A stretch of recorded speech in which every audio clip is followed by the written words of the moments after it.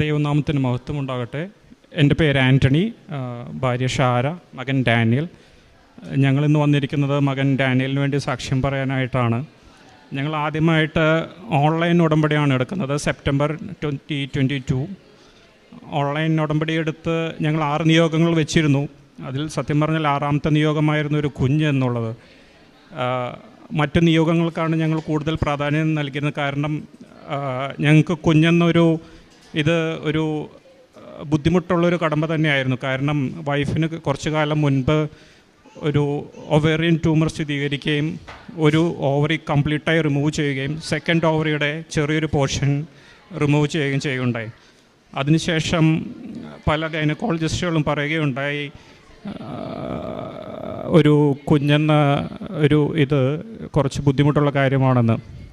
അപ്പോൾ ഞങ്ങളുടെ മറ്റു ജോലി സംബന്ധമായും സാമ്പത്തികമായും മറ്റു കുടുംബകാര്യങ്ങളുമായിട്ടുള്ള പല നിയോഗങ്ങളും വെച്ചിട്ട് 6ാമത്തെ നിയോഗമായിട്ടാണ് കുഞ്ഞിൻ്റെ വെച്ചത്.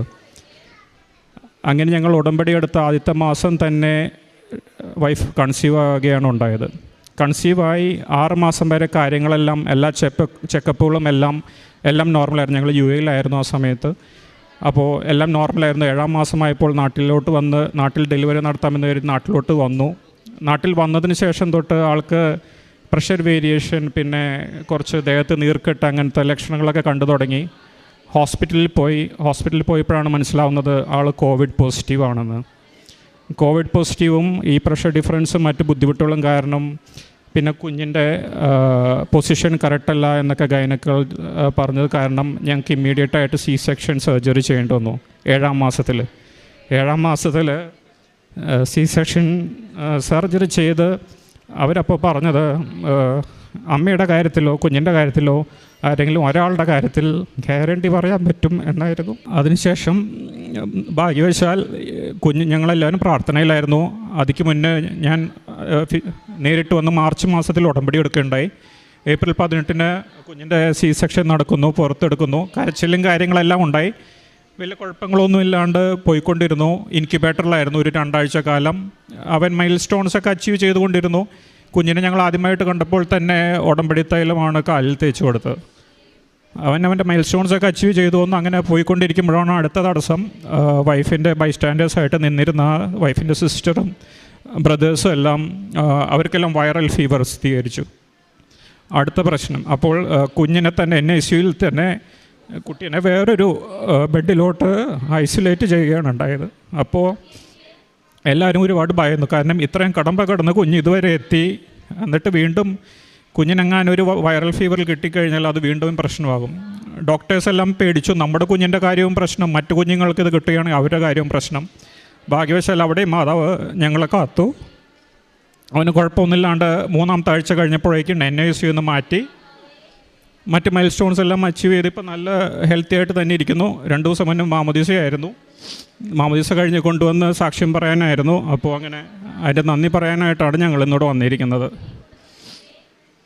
പിന്നെ ഉടമ്പടി എടുത്തതിന് ശേഷം ദൈവികമായി കൂടുതൽ ദൈവത്തോട് കൂടുതൽ അടുക്കുവാനും, ഞാനൊരു ഞായറാഴ്ച ക്രിസ്ത്യാനി മാത്രമായിരുന്നു. സോ അതിൽ നിന്നൊക്കെ ഒരുപാട് മാറി ദൈവത്തിലോട്ട് കൂടുതൽ അടുക്കുവാനും, സ്ഥിരമായി പള്ളിയിൽ പോകാനും, ബൈബിൾ വായിക്കുവാനും, വിശേഷ ദിവസങ്ങളിൽ മാത്രം കുമ്പസാരിച്ചുകൊണ്ടിരുന്ന ഈസ്റ്റർ ക്രിസ്മസ് ഇതിനൊക്കെ മാത്രം കുമ്പസാരിച്ചുകൊണ്ടിരുന്ന വ്യക്തിയായിരുന്നു ഞാൻ. അതെല്ലാം മാറി 2 ആഴ്ച കൂടുമ്പോൾ കറക്റ്റായി കുമ്പസാരിക്കാനും മറ്റു കാര്യങ്ങൾ ചെയ്യാനും കാരുണ്യ പ്രവൃത്തികൾ ചെയ്യാനും എല്ലാം ശ്രദ്ധിച്ചു പോകുന്നു. ഇങ്ങനെ ദൈവത്തിനും മാതാവിനും നന്ദി. കാരുണ്യപ്രവൃത്തികളെല്ലാം ഞങ്ങളെക്കൊണ്ടാവുന്ന വിധം ചെയ്യാറുണ്ട്. സാമ്പത്തിക സഹായമായോ വിദ്യാഭ്യാസ സഹായമായോ ഞങ്ങളെക്കൊണ്ട് പറ്റുന്ന രീതിയിൽ മറ്റുള്ളവർക്ക് സഹായങ്ങൾ ചെയ്യാറുണ്ട്. എല്ലാം പറ്റാവുന്ന രീതിയിൽ ഞങ്ങൾ പാലിച്ചു പോരുന്നു. ഇത്രയാണ് പറയാനുള്ളത്. മാതാവിനും തിരുക്കുമാരനും 1000 നന്ദി.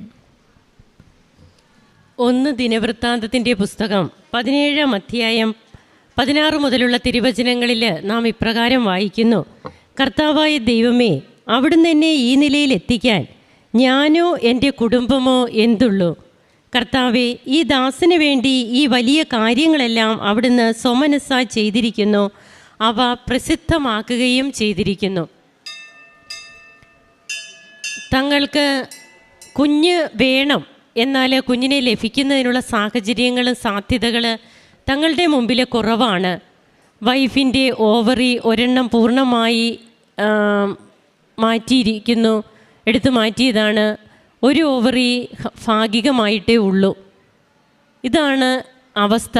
ഈ അവസ്ഥയിൽ തങ്ങൾക്ക് മറ്റ് നിയോഗങ്ങളൊക്കെ നടന്നിട്ട് മതി കുഞ്ഞിൻ്റെ കാര്യം, അതുകൊണ്ട് 6ാമതാണ് വെച്ചതെന്നാണ് പറഞ്ഞത്. എന്നാൽ ഒരിക്കലും നടക്കില്ലാത്ത കാര്യങ്ങൾ നാം ഉടമ്പടിയിൽ, അതാണ് നാം അമ്മയുടെ മധ്യസ്ഥതയിൽ ഈശോയ്ക്ക് സമർപ്പിക്കേണ്ടത് എന്നാണ് ബഹുമാനപ്പെട്ട VP ജോസഫ് അച്ഛൻ്റെ ഉടമ്പടി ധ്യാനങ്ങളിലൂടെയൊക്കെ അച്ഛൻ്റെ പ്രബോധനത്തിലൂടെ നമ്മോട് പറയുക.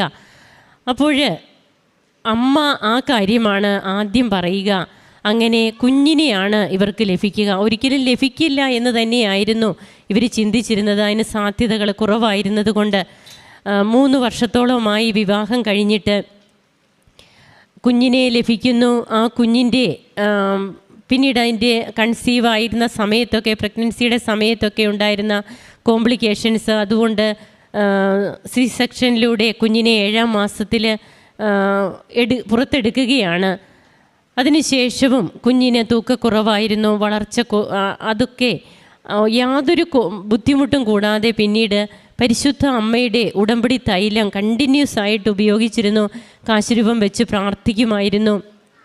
അങ്ങനെയൊക്കെ ഇൻക്യുബേറ്ററിലായിരുന്ന കുഞ്ഞിന് യാതൊരു അസ്വസ്ഥതകളും ഒന്നുമില്ലാതെ തന്നെ ഇവർക്ക് ആരോഗ്യമുള്ള ഒരു കുഞ്ഞിനെ പിന്നീട് എങ്ങനെയാണ് കിട്ടുക? ഇതിനിടയിൽ അമ്മയും കുഞ്ഞും ആരെങ്കിലും ഒരാൾ എന്നുള്ള രീതിയിലൊക്കെയാണ് ഡോക്ടേഴ്സ് പറഞ്ഞിരുന്നത്.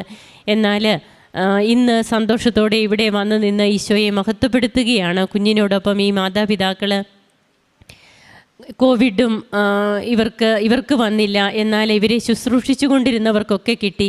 പക്ഷേ ഈ കുഞ്ഞിനോ അമ്മയ്ക്കോ കോവിഡ് വരാതെയൊക്കെ പരിശുദ്ധ അമ്മയുടെ കരുതലിൽ ഈ കുഞ്ഞും അമ്മയും സുരക്ഷിതരായിരുന്നു എന്നുള്ളതാണ് നാം കേട്ടത്.